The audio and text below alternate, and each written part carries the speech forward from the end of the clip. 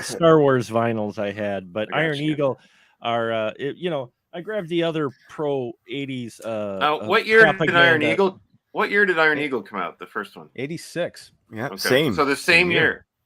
It's Armageddon and Deep Impact, man. Volcano and Dante's Peak. I would have loved to It's see called- Louis Gossett Jr. in Top Gun. That would have been great. It's called the 80s fantasy trilogy. Top Gun, Iron Eagle, and Red Dawn are the Cold War fantasy trilogy. But Red Dawn was what, 84, I think? Yeah. Red Dawn? Well, yeah, but still. Yeah. It took them a couple It years to recover and figure out how they're going to complete their awesome trilogy after Red Dawn. There you go. There you go. So, all right. So, everybody, we are here. We are Earth's Mightiest Critics once again, assembling to talk about a summer blockbuster. This one has nothing at all to do with comic books. We're going to be talking about. We're going to be talking about the Tom Cruise blockbuster Top Gun Maverick, a movie that's what 36 years in the making or something. Is that true? Wow. True. Okay. Wait, we're talking that Maverick? I thought we were talking about the other Maverick. Mel Gibson and Jodie Foster. Yeah, poker hand and deck of cards here somewhere. Poker deck. I got you. We could. Okay, I'll tell you what, Mark. You talk about that movie while we talk about Top Gun and just kind of integrate. Like, how would it be any different than another show? Integrate the Maverick. Yeah. Oh, then when James Coburn. Yeah. Like, there was this DC movie I saw about something we were talking about with Marvel, and it reminds me of some trashy movie. And yeah. How would it be any different? I am here with a fantastic group of co-pilots. We're going to be flying into the danger zone on this one. I am Ian Goose Island Simmons of Kicking the Seat. We've got David Dookie Fally of Keeping It Real. Good to see the Simpsons are live and well. Yeah. Don Leprechaun Shanahan of Every Movie Has a Lesson and Cinephile Hissy Fit podcast, and 25YL. And then also Mark, the movie man, the movie maniac, Krawcheck, in fact, of the Spoiler Room, and also Special Mark Productions. So, gang, 36 years later. Now, this movie got held up by the pandemic. I think it was supposed to come out in 2020. Is that right? No, further back to 2019. Yeah. 2019. Yeah. Wow. Okay. They took a year to finish effects and then 2 years of COVID. Wow. Yeah. Well, and that buys it a little bit of time in terms of the weird time gap we have with one of the characters in this movie, but we'll get to that. Okay. Let's Mark. I'm putting you on the spot, buddy. Tell us about Top Gun Maverick. What is this movie? It's about poker. It's about poker. Yeah. All right. There's lots of jets flying around, blowing crap up, and in between, we've got a lot of legacy characters doing stuff better than most legacy characters in the past 5 years of legacy character films. Anyway, actually, we have Maverick, who is now a test pilot. Go figure. He never took his promotion because he's got to be in the air. That's why he never ran for president. No, just kidding. Sorry, not ID4. Anyway, so he, of course, bucks the rules in order to save a project, and it still gets him in trouble, and he finds himself knocked down and knocked back, as it's seen by some, to the Top Gun Academy, to where he's going to train a number of individuals for a very dangerous mission against an unnamed rogue state. We're not saying Russia. We're not saying China anymore. Just a rogue state where he has to take the top of the class from past years, weed them out, pick the 4 that are going to go on the mission to bomb this uranium deposit before the bad guys can get nukes out. And what complicates things is Goose's son is part of the top team. And so we see the conflicts there. We see how Maverick deals with the trauma still with Goose and rekindles an old flame that happened off screen.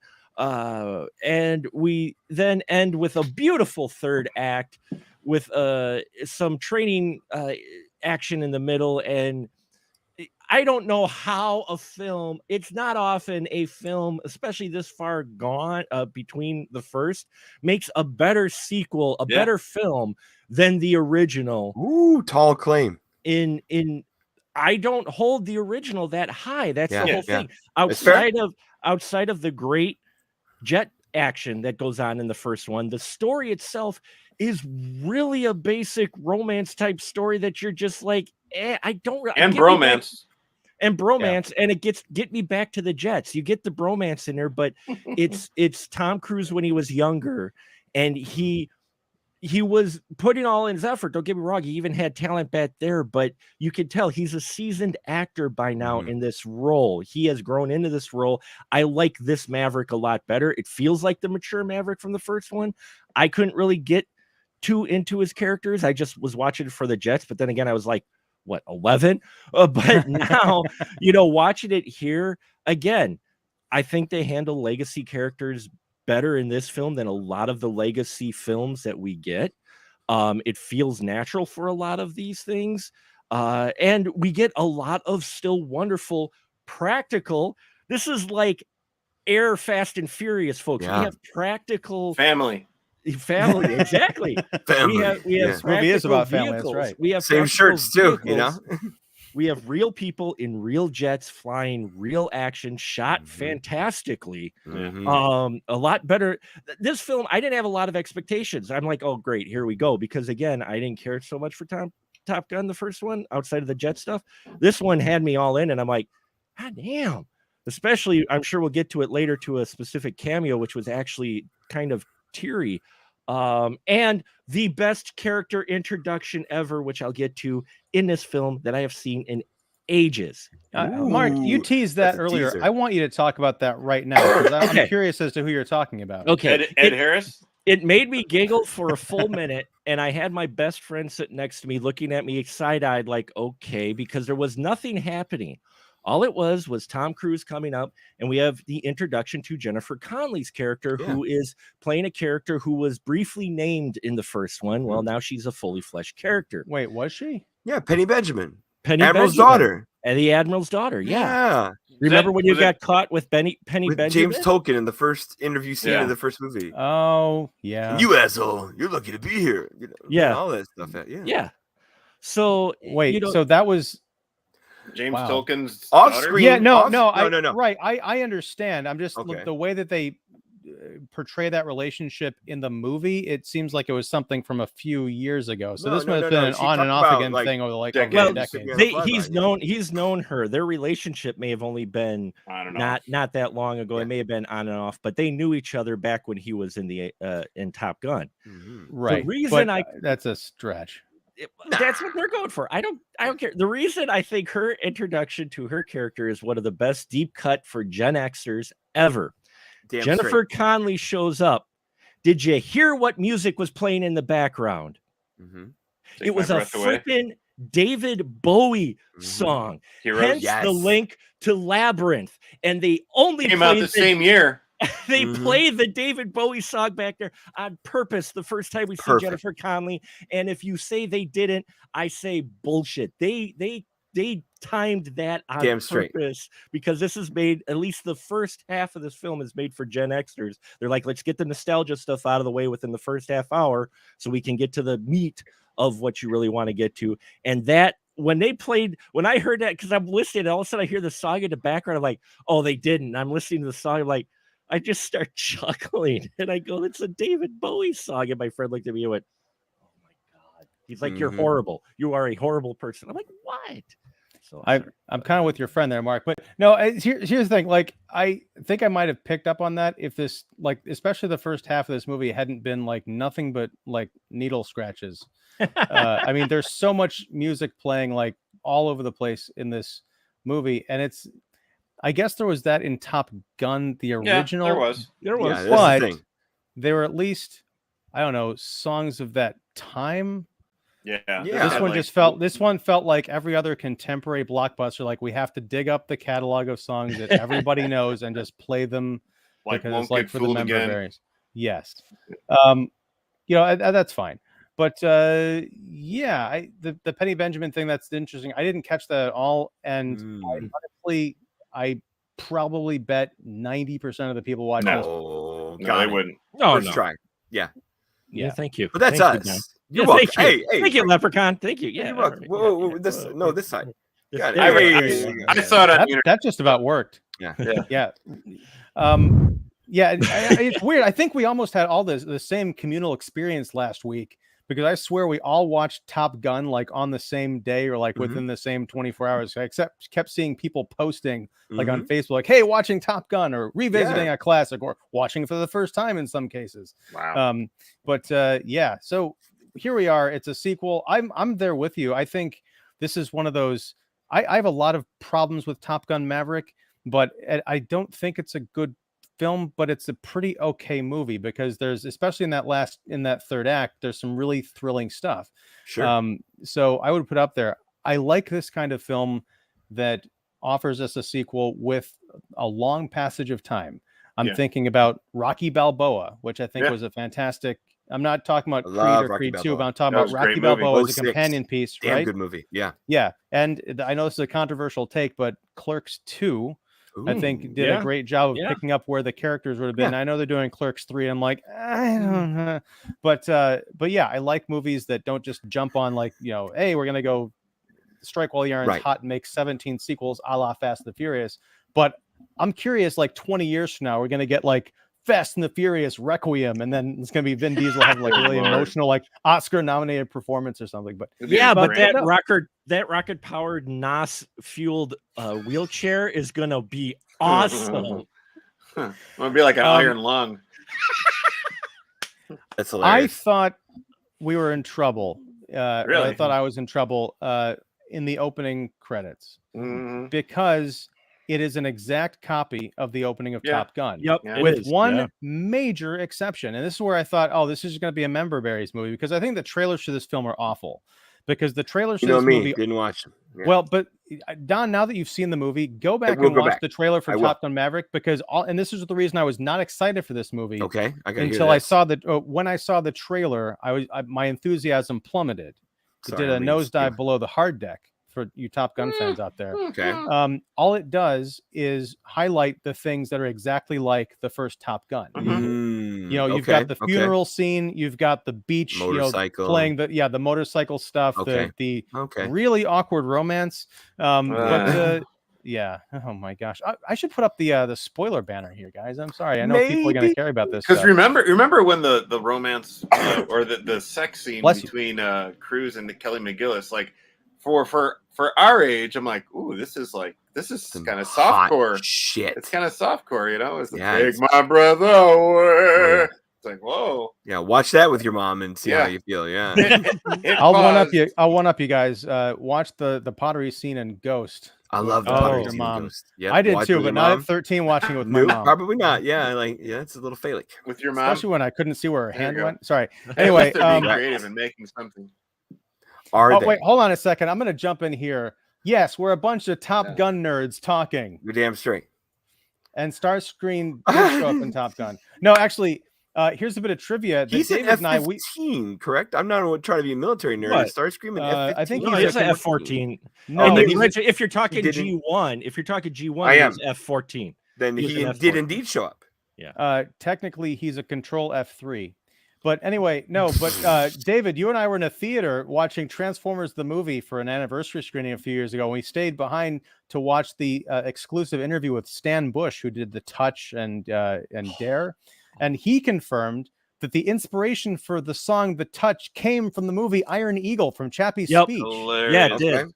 Yeah, so I just wanted to share that. So so Gio, you think you're going to get us with all that nonsense, but I'm here to tell you there's a connection between Transformers, Iron Eagle, and by the transitive properties of sequels or whatever, Top Gun. So yes, thank you, and you're welcome. Okay. That was a long trip. Let's get back to this opening. Yeah. All right, you've got the Paramount logo, of course. You've got the music, kind of the theme, right? You get Don and Simpson. I'm like, wait, Simpsons Bruckheimer Productions. You've got the Top Gun title card, which has been adjusted to say it trains the finest, the top men and women fighter pilots. I mean, I think they literally pasted that and then just like added that little scene, which is slightly different font, right? Right. Totally added in. Yeah. Right. But I think that's great because I think I can't keep the call signs of the fighters in here. What was the name of the lady fighter pilot on that team? All I remember is Bob. Phoenix. Was it Phoenix? Yeah, I thought she was flew wonderful. with Bob. She did a nice job in the movie. Yeah. talking about the similarities to the original movie. I mean, when I was sitting there in the screening watching this, I initially rolled my eyes at the opening because it was very similar, and then I'm like, you know what?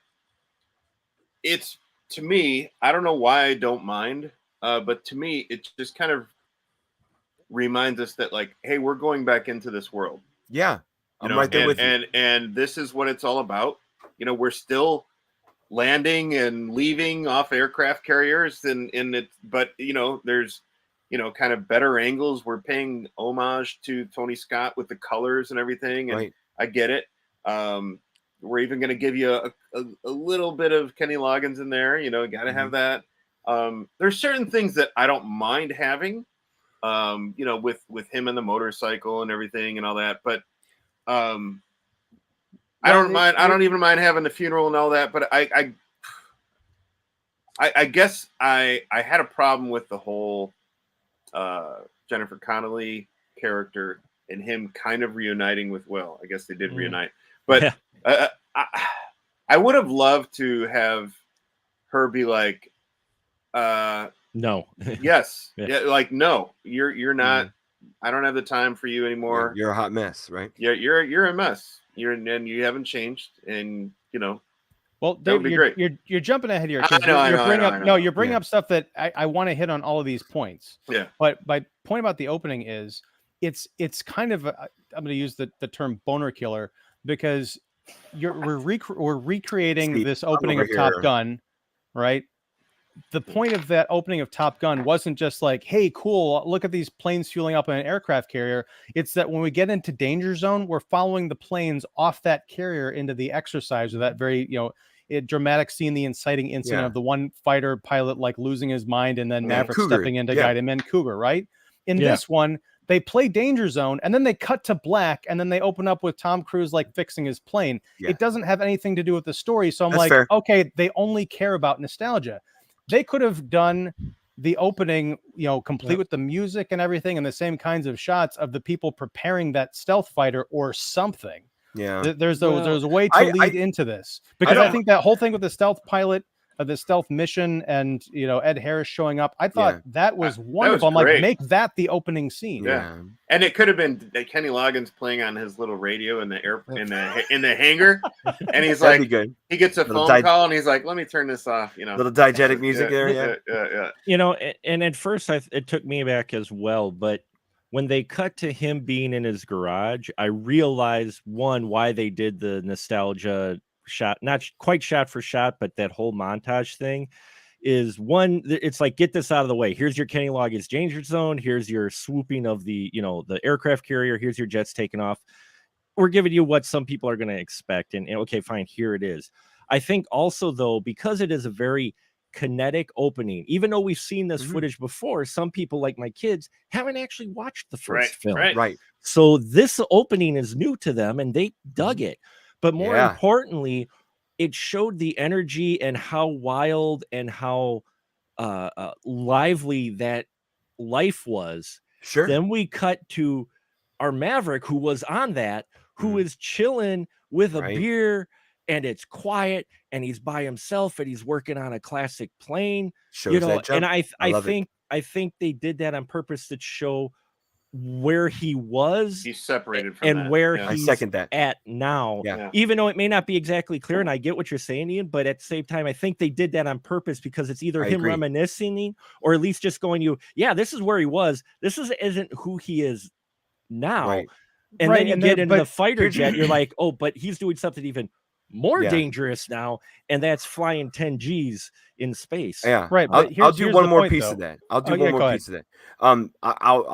back up David, and I'll back up Mark the same way, where I completely back where David's saying, where that's an entry back into the world, and I completely back what Mark is saying, where you're doing that not just as an opening and a tone setter, but also that comparison to where he is now.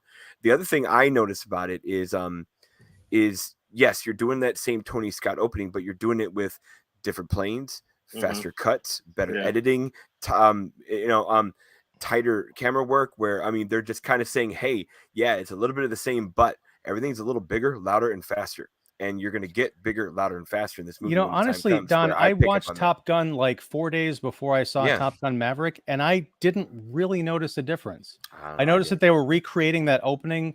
They were doing but a it little with sharper modern cuts, you know. Sure, but it's like, you know, if you were to like remake the opening of Cheers, but like, you know, with modern graphics, is like, yeah, it's still the same thing. Norm. My point is, and that's my problem with my large part of the problem with this movie is that it could have been more like a Rocky Balboa, where there are acknowledgments that the events of the first one happened, but it's a completely different movie with its own voice. Mhm. This movie does a little bit of that, but it keeps tripping over nostalgia. And the Jennifer Connelly storyline is a large part of that, because you didn't need to have any love interest at all in this movie. In fact, they should have spent that entire 40 minutes of back and forth with Tom Cruise and Jennifer Connelly building up the relationship between Rooster, who is Goose's son, and Maverick, because that whole thing gets really short shrift. We don't find out until the movie is almost over why this character, who, if you're going by age, is almost 40 years old, is among the hotshot pilot recruits. The timeline still doesn't quite line up, because in 1986, Rooster was 5 years old. I know, so we're but I'll talking tell you about where this is coming from. still, you know, I know Maverick pulled his application from the academy, so he was held back 4 years. But that's the difference between I went into the academy at 18 versus 22. Right. That's still, there's like at least a decade missing there. But here's and your it's played by military. Miles Teller, who's not 40. No. Here's your military movie cheat, which they love to do all the time. Remember, the opening of Top Gun says present day. There, you could make the wiggle room of, is it really exactly 1986? You know, I know we're all doing that math, but well, yes, because when the movie came out for audiences, they were saying, yes, it's 1986. You can't watch a movie. You can't watch a black and white movie from the 40s and say, wait a second, is this 2022? I'm so confused. Where are all the cell phones? But like, unless they're super telegraphing 86, and I think the only thing that telegraphs 86 in this movie is the graduation picture on the wall, and that's it, right? Like, they're creating their own wiggle room. But you're right, Miles Teller should still be 40. I get what you're saying, but in the movie, you get a little. Yeah, I mean, I didn't care and that's sort of my problem is, and this kind of goes back to the Star Wars discussion we had a little bit ago. There are people who should be in the room asking these kinds of questions, writing to the people who are going to be asking these kinds of questions. But I get the feeling that Paramount's no one's going to give a shit. It's a Top Gun sequel. And I think there's a special enough movie I think this movie is special enough that it deserves that extra loving care for people to say, we're going to make something that people are going to remember. I know people are going to remember Top Gun 30 years from now. I don't know that Maverick is going to have that same place. I think it's going to be like, I don't know. They made a sequel.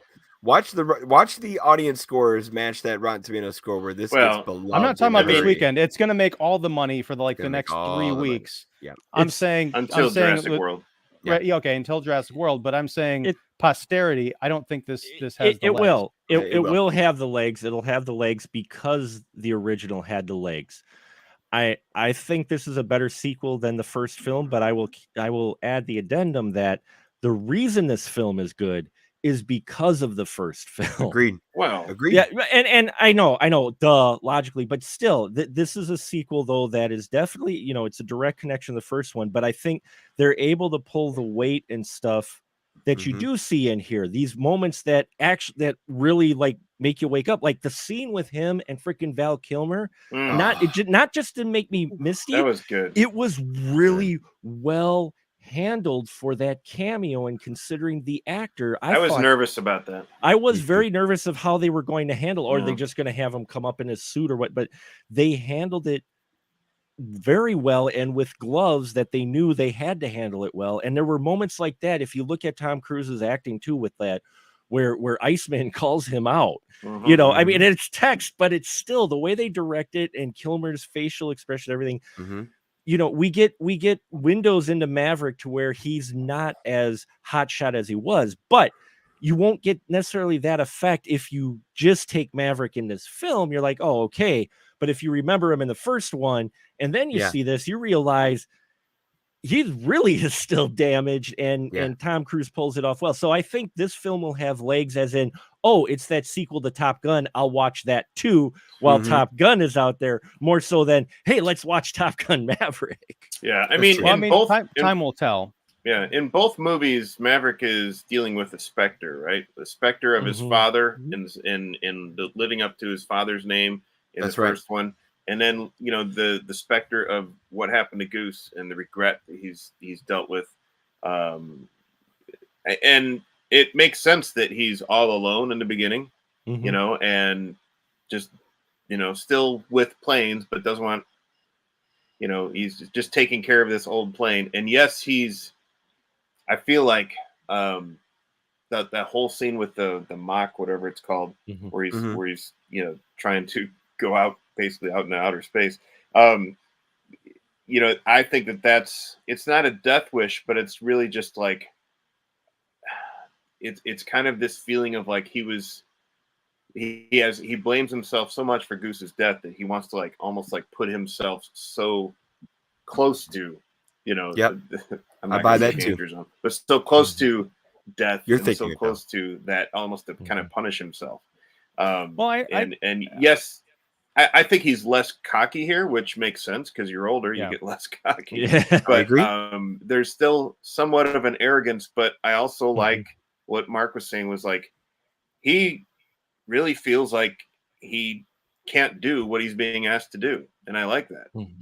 I think that David, whole scene with Kilmer is he's like, I can't do this. I can't teach, and I really like that.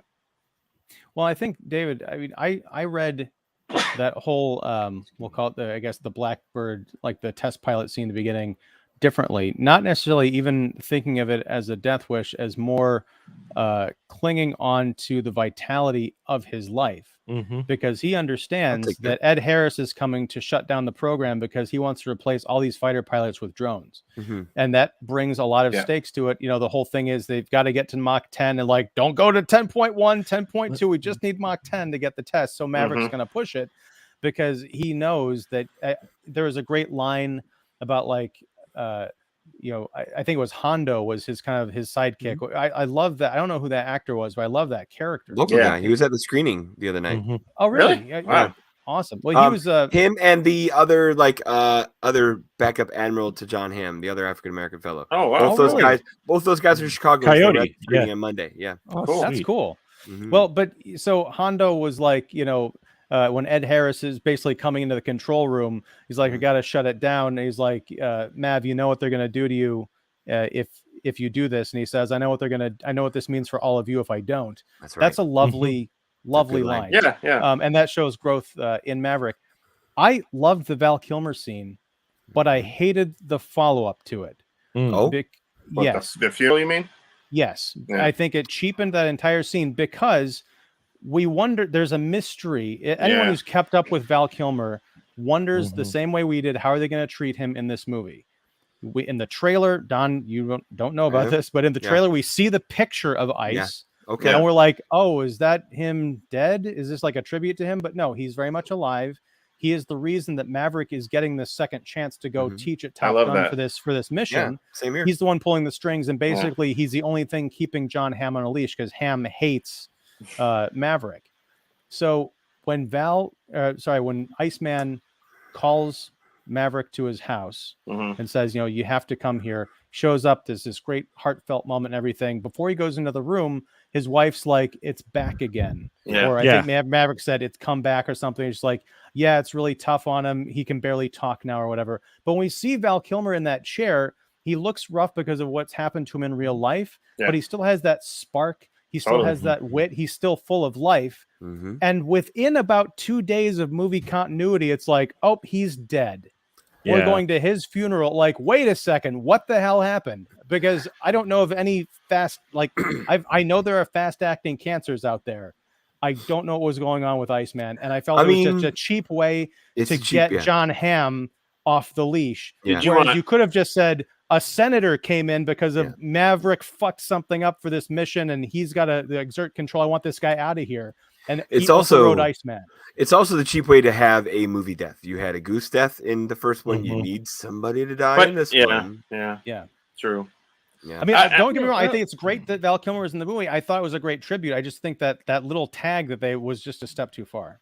Yeah, I understand it. I was okay with it, but I agree with you at the same time. I was really happy that it wasn't just all him typing on a keyboard. At the end, he actually used his voice, and I thought that was really moving when you consider what you know about what Kilmer's gone through, and the fact that Cruise said that basically I'm not going to do this without Kilmer. Yeah, and that's cool. I noticed he didn't say that about McGillis, but that's another story. Well, we got to talk about Charlie in a second because no one else in this movie did. But no, I love the Kilmer thing because they ended it on a really touching joke. Yeah. Right? You know, Yeah. it was they didn't just kind of shy away from it like, oh, this is such a special thing, and you know, he's been sick and everything, and they didn't treat it with kid gloves. They said, hey, who's the better pilot? And there's that moment where he's like, let's not ruin a good moment. Yeah. All right, let's talk about Charlie in a second, but first we got a bunch of comments here. I want to breeze past. So let's see. Got the Top Gun nerd Starscream Petty back. Thank you, Petty. It was very moving to see Val Kilmer and how they made it possible for him to be present in the film despite his illness. I also want a code name, Petty. Wow, pick whatever your what's your code name, Petty? We all picked ours. Put it in the comments. Convolution would be my vote. Convolution, nice. Let's see. Sajua, Navy trying to recruit 60-year-old pilots at the movie, I guess. What's our Cialis word for this movie? Like we had for Obi-Wan an hour ago, you know? I don't know. Danger zone. I did state at one point that the film was filled with nostalgiagasm, but nice. I'd buy that for $1. Did you guys think it weird that Jennifer Connelly's character was living in the same place that McGillis's character was? Is that like part of the campus? It seemed like it might that. I don't know if it's similar. the same place, but it looked like that way. Maverick doesn't have to remember addresses. See, true. Yeah. Oh boy, because we know military guys can't remember numbers. I feel the need for a phone book. No. All right. So, my Optimus Prime 123. I watched it on regular screen. The only one we got here in my country. Where are you from, my Optimus? I can tell the effects were great, but I know we're not actually enjoying it as it should be. It's made for big screens. I had this problem. Again, big surprise. Ian's got a problem with the movie. No, it's what in Chicago. I missed that they closed down the Navy Pier IMAX because I missed real IMAX. I paid the $20 to see it at the suburban, Skokie AMC, and it's got IMAX. It's got the branding, but when you just sit like second back row, just so you're not completely overwhelmed by everything. True, it's just a big screen. You got to go to Lincoln. You got to go to Lincolnshire. That's a haul. Do they have a real one out there? Mm-hmm. A real one? Yeah. Is the Woodridge one still there? There's Woodridge and Lincolnshire. Those are the only real ones around. I can attest to Woodridge. That's a legit screen. That's a nice place. I would love to see this on. There's a screen in Georgia. A friend of mine, Andrew Shearer, who does movie reviews, and that there's a theater there that's got the wraparound screen. So it's above and on the side, and you get the Cinerama Dome. Yeah, it's like just give me an Oculus. Yeah, right? It's like a 40. I forgot what they call it, but it's like he says it's wild. Oh, but I will say I'll pitch it. I did buy the metal Top Gun popcorn bucket. You would. Lucky I paid money for it. They didn't give it to me for free. How much was that? $19.99. No, it was $17 with tax, and it came with the popcorn. May as well be $19. Well, but that's the thing is the popcorn's like $10 anyway, so the bucket is like only less $7 than half that. So it's fine, man. Ooh. But the thing is, like when I saw this, I'm like, oh, it looks like metal, but no, like you could hurt someone with this thing. It's really all right, nice. you got a nice. You thought it was good, like nice, cardboard made to look. Yeah, listen to this clank, guys. Listen to this clank. Yeah, hit that on there for us. Oh, that's well, we know how you're going to kill your wife. A legit tail. I think I the collectability of it, but that's what it sounds like in my head. Yeah. Cool. All right. So comments. Yeah. Sajua. Oh my gosh. I'm just like, okay. David, did you see it? Were you at the press screening? I was at the first one. I did Dolby. Where was yours at? Yeah, Dolby Atmos? It was Dolby. Yeah, it was awesome. You got the butt rumblers. Yeah, that's right. It is a good. That movie rumbled my butt. Point. Oh, so good. You shake my nerves and you rumble my butt. Okay. All right. I feel the need for tea. What were you drinking earlier, by the way? Whatever. Yeah, that was like the white milky stuff. That was a wine No beverage judgment. mixed with a coconut cream. Oh, It's like a coconut Goat's wine. milk? It starts, coconut wine. Yeah, Wild I got here. it at Aldi. I got this. It's like $6. I got Wisconsin for you here. Hey, there you go. Yeah. Yeah, Yeah. represent. Fancy up Woo. there. Woohoo. All right, War and Nostalgia. The movie will make all the money in America. Yeah, You're damn and, right it and will. globally, Sujua. The world loves its war. I guess I'll have to watch this one. You guys are making it sound interesting. It is, it's good. It is. Although, again, Sujua, I got to say, and maybe you guys can back me up. I think Optimus kind of mentioned this as well. I don't think this is one you can really wait for. I'm not trying to plug the movie and make Paramount all the money, but I feel like if you're going to go see a movie, if you're going to see one movie in theaters this year, make it Top Gun, like even more so than Jurassic World. I agree. Because to Mark's point, the dogfights, this whole third act is spectacular. Breathtaking. It's breathtaking. And that's Kaczynski, man. That guy knows action. So Oblivion. good. Oblivion was great. Yeah, Tron Oblivion was Legacy. amazing. Oblivion. Yeah. Shit. That guy's good. Yeah, if anything, at least he can handle the action sequences, and they're the most tightly shot, most wonderful shot. With all and what you got to realize is, sure, there's some digital, but the majority of this, they try to stay true to things and have legit jet piloting, and it's insane because you look at this going, and there's a real difference between your CGI vehicles, and I'm not just in my on my lawn moment. And real thing, these things have weight. And if this thing doesn't get nominated in the Oscars for sound design, someone is deaf. This film had some of the best, especially in the butt rumblers. I'm serious. It's some of the best sound design I've heard recently, even in your CGI films. The jets sounded heavy. The sound, you'd get in those dogfights where they throw the chafe because the missiles are coming, and the music would cut out. You just hear the. I mean, awesome. It immersed you. It really immersed you in these jet fights, which what you wanted, and made you realize how much you kind of miss practical, a heavy practical effect film, because it hits differently. Your brain knows this is real. This is not. They've got real, legit pilots. Now, some of it sure is CGI, but the majority of it, it's like, wow, they're flying.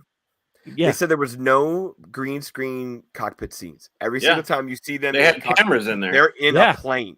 Every time. And I attribute all that to Tom Cruise. That crazy SOB was like, fucking crazy. We're gonna do this, guys. They had to teach the actors how to be basically cinematographers. And they also had to. They actually felt the G's, and this is what I thought I appreciated in this one, in that I legitimately think Tom Cruise at points was getting short of breath during some of those maneuvers. Because that wasn't acting breathing. No, they've got the real pilot in front. They got the camera and him sitting in, so it looks like he's in it. But it doesn't matter because he's actually in the jet pulling the G's, and you hear him during this on purpose, and he sounds legit.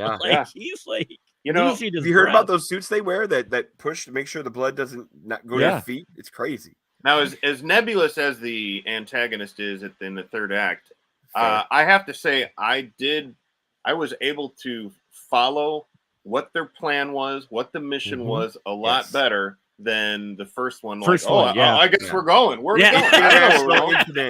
Indian Ocean. I don't know. Okay. And this was super detailed, and I like that too. Yeah, I think it works in both movies, because in Top Gun Maverick, the whole point is they know they have 3 weeks to prepare for this raid. They have to go take this out. Whereas in Top Gun, the first one, they're like, it's the graduation ceremony. It's like, hey, orders came in. We need you guys in the air. There is that cool scenario. But going back and watching the first Top Gun, I was like, wow, these are some cool dogfights. There's some nice balletic stuff going on. But the stuff they're doing in Maverick, and it's probably stuff that you couldn't have done 36 years ago, I'm sure.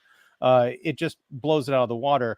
And I wish that there had been more of, not necessarily more dogfights, but more of this kind of intensity and character stuff in the movie. Because honestly, I laughed out loud the quote unquote love scene between Cruise and Connolly, because it's like, you think they're going to be doing the redo of Take My Breath Away, but it's just like cuts to them like in bed, and he's, shirtless, and just like got that goofy Tom Cruise smile on his face. And I don't know what the hell they're talking about. And then crawling out the window. Did you think you were going to get nude 60-year-olds slapping the flesh? Hey, we got it at Leo Grand. Those two 60-year-olds, sure. I mean, I'd watch it too, but you're not going to put that in the movie, no. Tom Cruise would still need a stepladder to get to Jennifer Connelly's business. I guarantee you. Oh, that's a good. I've nearly tripped over two people in my life. One was Seth Green, and the other was Tom Cruise. And the whole, climbing out the window, I get it. It's kind of like, oh, we're acting like teenagers, but I'm like, I don't want that. It's like I would have, like I said, I would have rather had no love interest. Still had her in there, but just like, look, man, I hope you're doing well. Confidant at the bar. I'm glad to see you're back. I hope you're doing well, but it's not. There's nothing happening between us. Well, and it's like, we'll get back to the comments in a second, but what is the deal with not ever mentioning Charlie? Is it a testament to Maverick's inability to commit and just like serial philandering over the last 30 years? Because that's something correct. That's almost something you need to deal with more than like, I still can't get over Goose. Right. Well, it was such a big hot and heavy thing at the end because she like helped bring him back and get him back into the fighter's seat and all that stuff. And then she's just not mentioned ever again. They didn't even ever in the flashbacks. Right. No. I mean, you even mentioned briefly Meg Ryan's character, not by her name, but he's like, well, your mom didn't want me to but no mention of McGillis's character at all. Right. I mean, Meg Ryan was in the flashback scenes with her. Yeah. And with the speaking role. Yeah. One thing I'm glad you brought up the flashback scenes. Usually I kind of roll my eyes at flashback scenes, but I have to say, when I saw these flashback scenes, I was like, you know what? If this is your first Top Gun movie, exactly, this is pretty good. I mean, it's really good actually if it's your first Top Gun movie, because it doesn't. You don't really need to be caught up to speed. Like I said, but in the opening, you get we're being introduced to that world, like I said, and then yes, you hit familiar beats like the first one. So if your VHS is all worn out from that first Top Gun movie, then yes, you're seeing all the familiar beats. From which scene, David? Volleyball. The volleyball scene. Tom Skerritt. Always. Yeah. Come on. Yeah, that volleyball scene. Yeah. But something else other than playing with the boys. Right, exactly. But I think like I was sitting there thinking, okay, I could either complain about this movie hitting all the Top Gun beats, or I could say, hey, it's pretty impressive to say that, you don't have to be caught up with anything, or you don't have to be, you don't have to know all of why has this traumatic experiences and why he feels regret, because some of the flashback scenes, yes, catch you up, but it doesn't feel like you had to be filled in, necessarily. Agreed. So I thought it was, pretty Just well. enough. Yeah, it was well done. I think this movie almost works better if you haven't seen the original Top Gun. Yeah, but that's probably fair. Yeah, partially that has to do with Rooster, because I understand he loved his dad and everything, but in the trailer, when I saw Miles Teller with Goose's mustache, I'm like, for a moment when Glenn Powell was cast, I'm like, oh, is he going to be? I Anthony love Edwards? Glenn Powell too. But no, he's the new Iceman. Yeah. They both auditioned for the part. They gave it to Miles. They loved Glenn enough to keep him on. And I mean, everybody wants him. I love Glenn Powell. I think I understand why I understand why they gave it to Teller. I think he's got a lot more. He's more serious. I could see him having a bit more, bitterness towards. Sure, Maverick, but like, and insecurity. Imagine Glenn Powell as like, if you're doing a Son of Goose, he's good, cocky, a gregarious Goose. Yeah. That's Glenn Powell. Sure. That's a gregarious, charismatic dude who, yes, can turn it down to being the Iceman villain sly guy, but imagine him as enough clinch to kind of be mad, but at the same time be garrulous. I did love how he did get a chance to get back into the plane in the third act. I really love that. Sure. Yeah, he had his Han Solo moment. It's all right, because by that time there was enough goodwill. I think the third act had like one too many like Return of the King actioners. It's like, hey, then they got shot down, and hey, now they're in the woods, and hey, they're stealing a plane. Now they're back up. And did anybody here really think that Cruise was gonna like kill off this character in this movie? I would have loved it if he did. That would have been great if it was. Not Cruise. No, it's not Cruise. No. It wasn't going to happen, but I would have rooted for it. Just for a brief minute, I had that going. Yeah, because they surprised me in a couple of spots. I'm like, yeah. Oh, are they? Not only are they gonna, is he gonna die, but he's gonna crash in the distance off screen. Right. We're not like gonna have him in burning cockpit or anything. He just kind of poof at everybody, and then you don't see him again. But then it turns into an Owen Wilson movie for 15 minutes, where I'm like, boy. Well, and come on. That piled on to me. They literally foreshadow. There's foreshadowing in films. I get it. And then there's beat you over the head foreshadowing. Guess what we're going to do when they mentioned on the radar, they have 5th generation jets on this airline. They even have an old couple of F-14s on this. And the minute they said that, I'm like, well, those fuckers are going to show up later. Pardon my French, but the minute they said that, I'm like, oh, yeah. Honestly, though, they were doing something different here in the third act, at least. You know, they weren't just stuck in the cockpit. They were. You did see Tom Cruise running, which is a prerequisite for all his movies. Correct. Yes. And the fact that they were on the ground, you know, him and Goose's son, you know, trying to get out of a tight situation. They weren't in the plane together. I wasn't expecting that at all. I mean, I kind of like that. I still felt it piled on. You know, that's and even the first two, the dogfight with the first two, it was actually a great tension moment. I love the tension in all of these dog fights. There's some legitimate, you know, real tension in here when he decides to finally pull the trigger on the first, you know, you're like, well, he's got an F-14. How is he going to take on the 5th generation, you know, jets they've been built up? And that first kill was awesome because it was like just a cheap one. It was like not playing early. But also the fight between that and the second jet in the trees and everything and what he was doing was, one, amazing. Just fantastic. But 2 was more believable. The suspension of disbelief is thin enough in this film. Ooh. Maverick turns into a superhero in this final act where they're in open water against this 5th gen guy. And it was like, I didn't need that battle. You could have you already built up tension saying, hey, we just destroyed their landing gear. How the hell are they going to land on the deck? We could have had a scene there with them going back and forth with the tower saying, hey, we're out of landing gear in an old F-14. How are we going to do this? But instead they give us this dogfight to where, Hangman comes in, which I wish it wasn't Hangman because his character Phoenix or something. I wish it was one of the other characters, only because Hangman at the end, Iceman, the way Val Kilmer plays him, he still plays it kind of cocky that he saved his ass, but there's also just a little drop of humility or a connection. Right. I didn't feel that with the Hangman. Hangman still felt like the cocky crapshoot guy that he was. I didn't feel like there was really any type of and it's just the way it was written. You know, there's just these few spots in here that I'm like, I think at the end he was humble enough to say, all right, okay, fine, I'll sit this out. But you know, he had no choice, sure, but he wasn't like all like, why didn't I get my chance? You know, that's true. Well, but I think, Mark, you bring up a good point, because I think that's one of the things that makes Top Gun, the original, I think, kind of special, is it does have the Rocky Balboa ending, where Rocky loses.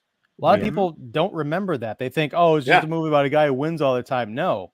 And in Top Gun, Maverick, you know, the movie is about the fight to the top to be the best of the best.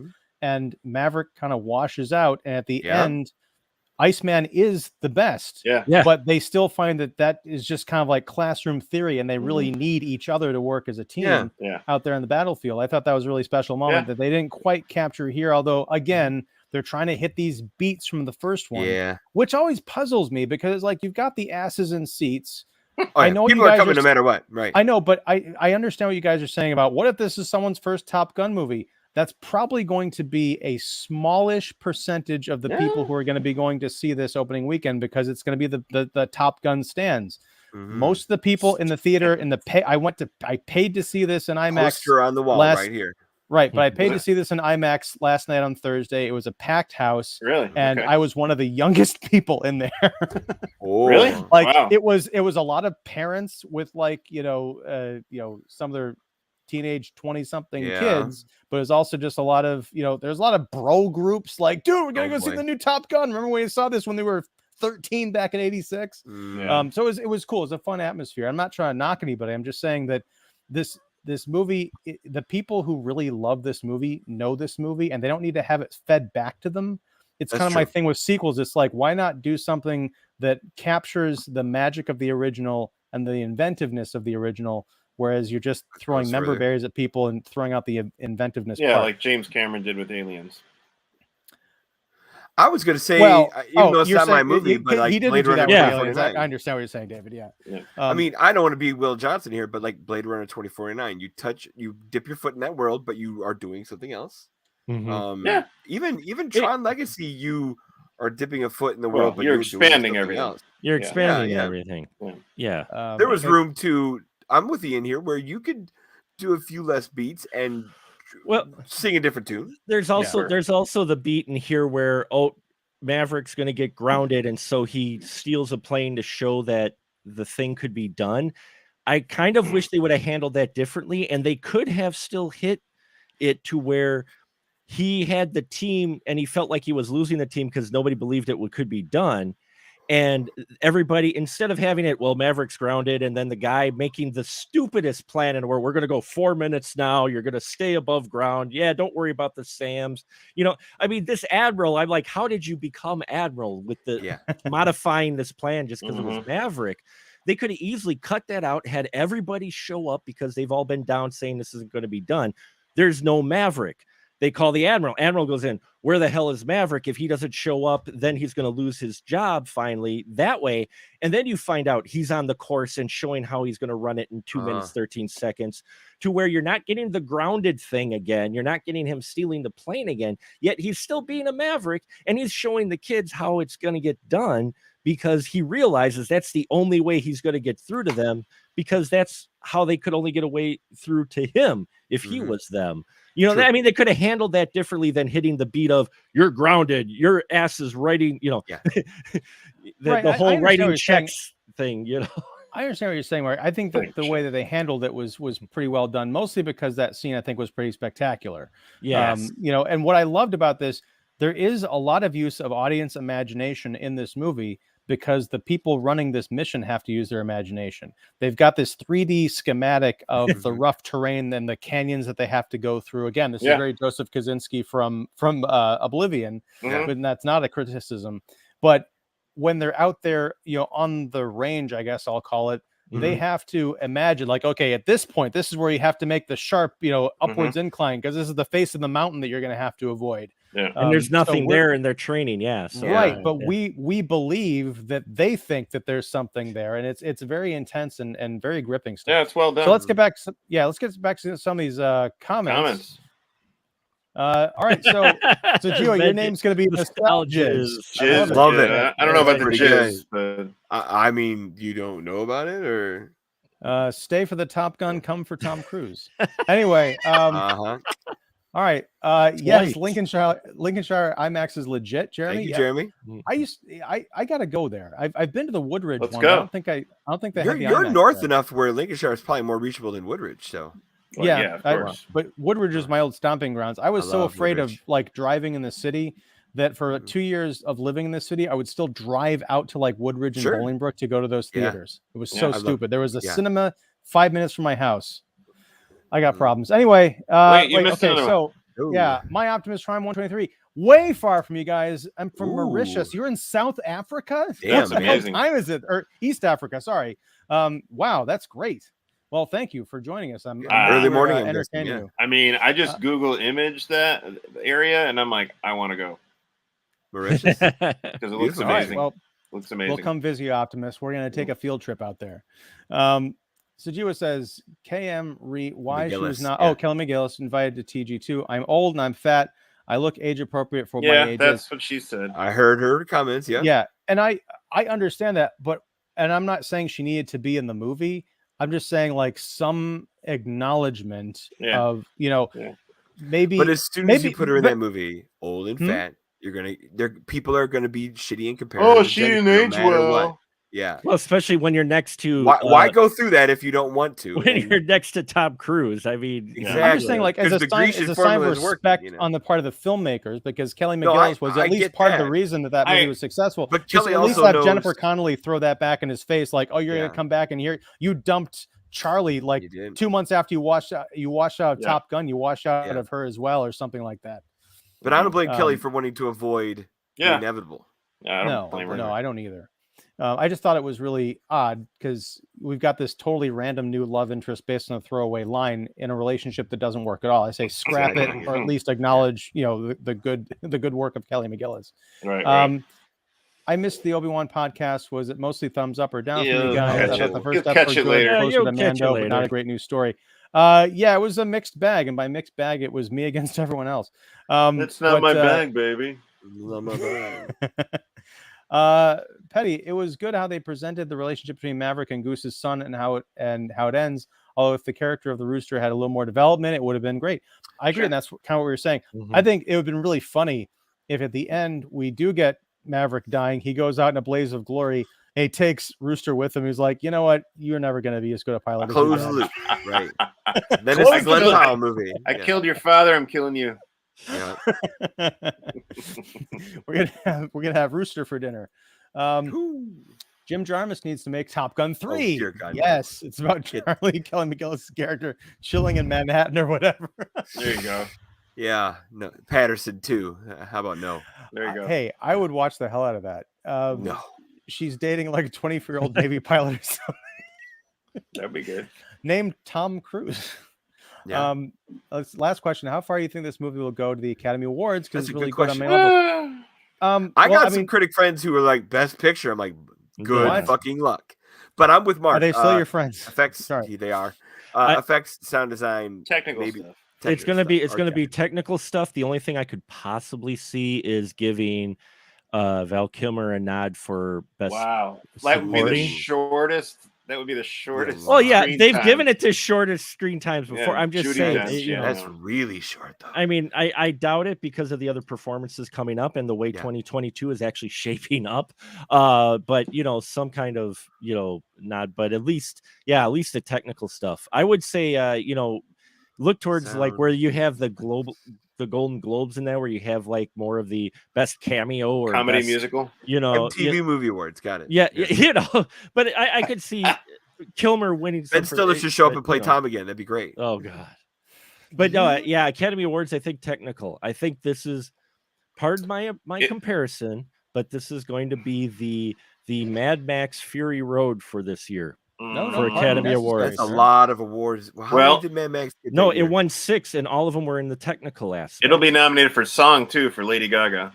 And Lady Gaga's for the song. Yeah, that's going to be. But like this isn't as rich of something like Mad Max for like costumes, production design. Well, that's true, but at least so like cinematography, sound, visual effects, song. You'll get 4. Maybe I get 4 I out gotta of it. disagree, Don. 4. I love that on Editing. Hangman's helmet, the A's were missing. Yeah. I thought that was a lovely touch. Yeah, nice touch.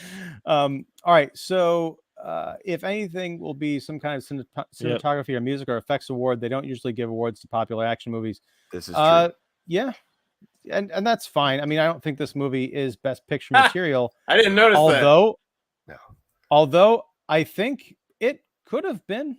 I mean, if we're talking about if they were going like the Rocky Balboa route and really were invested in this as not just, hey, it's a popcorn movie, guilty as charged, they really could have, boosted their chances if they were even concerned about that stuff. They were concerned more with the box office than the awards with this film. It's a popcorn film. Yeah. They're worried about, but they wanted to put butts in the seats. They could, you're right, Ian, taken a more serious role and made a best picture film involving jets, but you're not going to get your box office take with that film.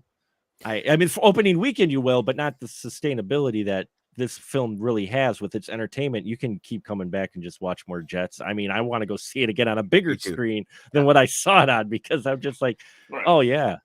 But I mean, I think honestly, this year particularly, it would have been a jinx because I mean, this is a movie about jets. Last year, it was a movie about jets and sharks. Hollywood was over it. I knew you were going to go there. We do have a shark movie coming out this year, so woo! Petty, not wide release, but of how they raised generational battle, old school Maverick versus the rest of the world, Ed Harris's character included. I thought, I was relieved that they didn't, because they kind of it was almost like Chekhov's drone. They introduced this whole idea of Ed Harris wanting to get his drone program off the ground, and Maverick proving it, that they didn't really need it, but that's kind of BS because half the military is drones by now. Right. I was glad that they didn't introduce something like, hey, it's the drones that came and saved everybody in that dogfight. That would have been funny. Something like that. Yeah, then it would have really been a Transformers movie. If one of those drones or it would have been a into Josh robot. Lucas movie. I like the drone angle because it was a bit of an indirect but direct way of implying not only that Maverick and his whole life and career is basically being obsolete, but also on the bigger scale, human jet fighters who he holds dear, not just himself, but he holds the whole program and people like him. Yeah, lots of respect. I'll give you a third level. Dear. Tom Cruise as a man of action movie star. We don't have those anymore. Not named Dwayne. Yeah, that's true. And who would have thought that'd be a thing? 30 years ago, you got Arnold and Sly and Dwayne. No, okay. Tom's. I buy those articles. Tom's the last doing stuff on that level. Oh, come on. Ryan Gosling's coming out with The Gray Man. You can buy him as an actor. I mean, of his age, though. Yeah. Nice try, though, Mark. appreciate stand up for the Gosling. You lost me at the Russos. Hey, I usually don't stand up for Ryan Gosling, so give me a few points. What exactly is a stan? Oh, boy. How much time do you have? How do we explain this one? Yeah. It all goes back to Eminem. Wow. No, I mean seriously, that's where the pop cultural phrase comes from. Is the song "Stan"? Urban Dictionary, DN. That's where I would look if I were you. Say search off. Yes, there you go. Don't look for this at work. Petty, the movie is very funny and enjoyable because Tom Cruise invests his own money, and his goal is to make as much money as possible and not to do politics, right? I would just want to. I don't want to speak for you, Petty, but I imagine you meant to say the movie is very fun and enjoyable. I don't think it's particularly funny. It's got some light humor, but it's not. It's not like so bad it's funny. Surprisingly emotional. I mean, I think Tom Cruise really cares about the audience. He really cares about the movie going experience. That's why he held out to have this in theaters, not just because it would make the most money. Yes, that's true. But I think he really cares about his audience and his viewers and being a star. And because how many movie stars do we have left out there? We have Meryl Streep, we have Tom Hanks and Tom Cruise. And even like Hanks and Streep, they're not like hanging off of bridges I saw the trailer for the new Mission Impossible. Oh my gosh! At the end, when he drives that bike off the cliff, and we just follow him, like, seriously, how far? We're looking for a shoot. Yeah. So I did not like the last probably 2 Mission Impossible movies, crazy. But I'm so in for this next thing. We'll see. I'm mainly in like for coming next year. I'm like, next year. I'm mainly in for Haley Atwell. Thank you. Yeah. that name has less cachet for me, but that's mostly because of Captain Carter. Let's be honest. It's not her fault. Cachet. Wink, wink. Are you kidding? There's America's. Never mind. I was gonna say something. But oh boy. Oh, nice. I got you, Mark. I was gonna say something. But that's America's. And I'm just saying, swap her out that final scene in Thor: Love and Thunder's latest trailer, and you got a deal. Okay, so Top Gun 3. In 30 years, aliens attack and disable the drone Air Force. Maverick has to come back and fly an old Tammy jet to save the world. And he's like, okay, you alien assholes. In the words of my generation.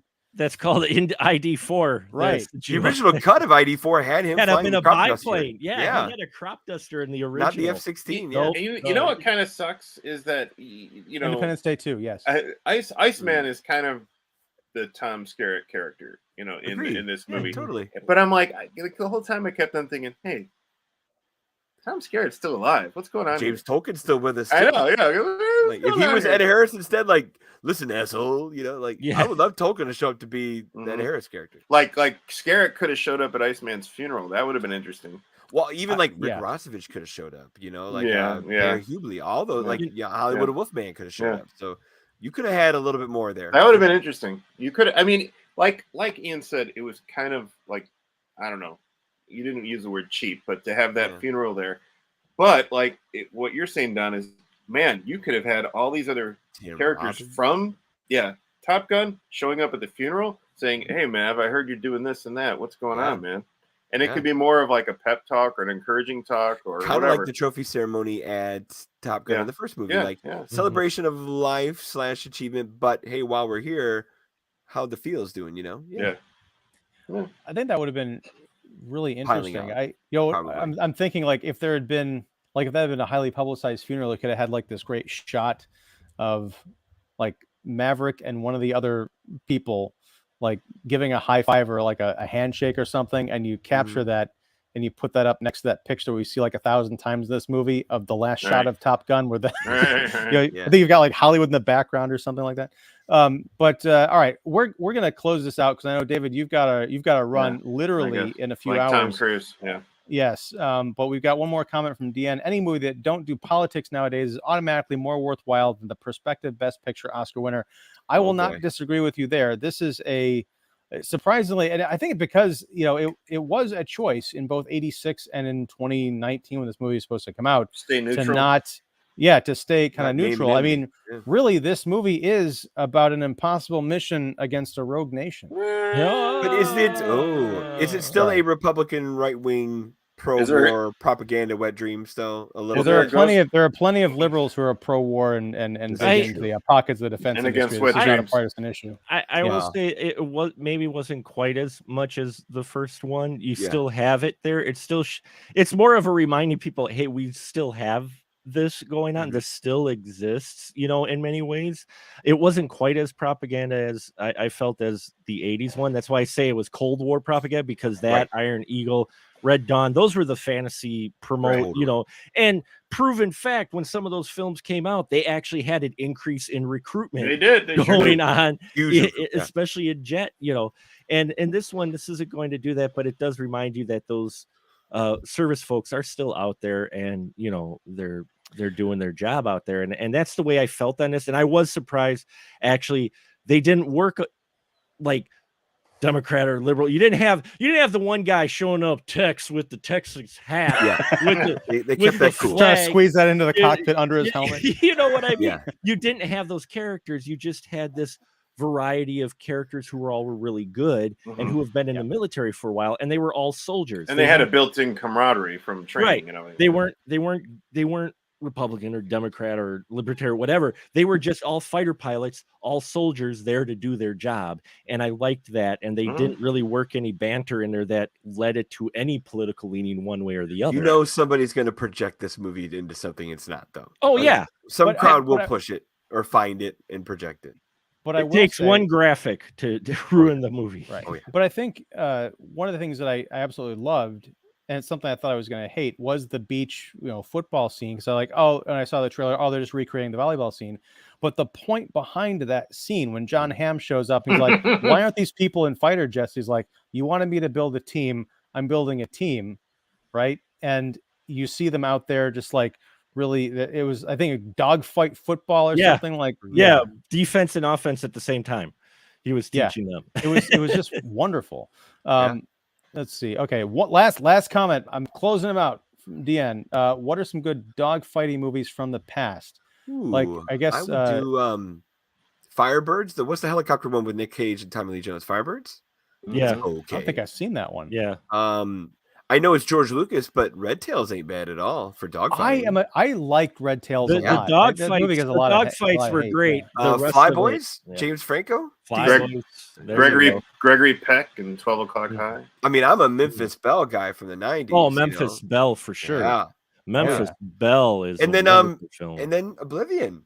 There's that's a hell of a that counts. Plane scene. And I will stand up for Clint Eastwood's Firefox. Another one I haven't seen. I gotta check that out.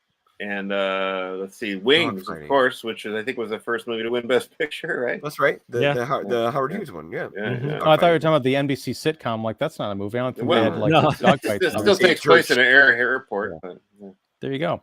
All right. Well, thanks, guys. I'm going to let everybody go because it's late for us. We're all old men. Thanks everyone for hanging out, for commenting. If you're watching this in the future, we appreciate you taking the time to listen to our thoughts on or watch our thoughts on Top Gun Maverick. If you like this live stream, smash that like button, leave a comment for the future, and also be sure and follow my lovely and talented co-hosts here. All their information is down below. We are Earth's Mightiest Critics. I have sworn off comic book movies for a year, but that doesn't mean we're not going to talk blockbusters. We'll probably be back here talking Jurassic World in a few weeks, and who knows what else throughout the rest of the year. So thanks everybody to David Foley of Keeping It Real. Don, I almost called you Tom Shanahan. That's how much of a Tom Cruise stan I am. But Don Shanahan Irish. of Every Movie Has a Lesson. There you go. And Cinephile History of It podcast. And Every Movie Has a Lesson. Mark the Movie Man Krawcheck from Spoiler Room Podcast and Special Mark Productions. Also, I do want to do a shameless plug for myself. I will be back on this very channel Sunday afternoon at 2 p.m. Central talking Stage Fright from 1987 for Academia Giallo, doing a live stream with that group. So please. And then we've got a show coming up that is in the tradition that started it all, the relationship between Mr. Ian Simmons and I in podcasting. Have you watched it yet, Mark? I have not watched it yet. Oh my God. We are talking about Evil Bong 8 Infinity High. Look for that next week, everybody. It's no Top Gun Maverick. I'll give you that much. Okay, so just real quick. I know I promised, but let's see. Excellent live show as always. Good night to all, and until next time, Academia Giallo. Excellent. And please, no more Marvel. Okay. Done. Bring it. All right, everybody. Thanks so much. Take care, and we'll see you on the next one. Whatever that is, whatever it is. Highway out of the live stream zone.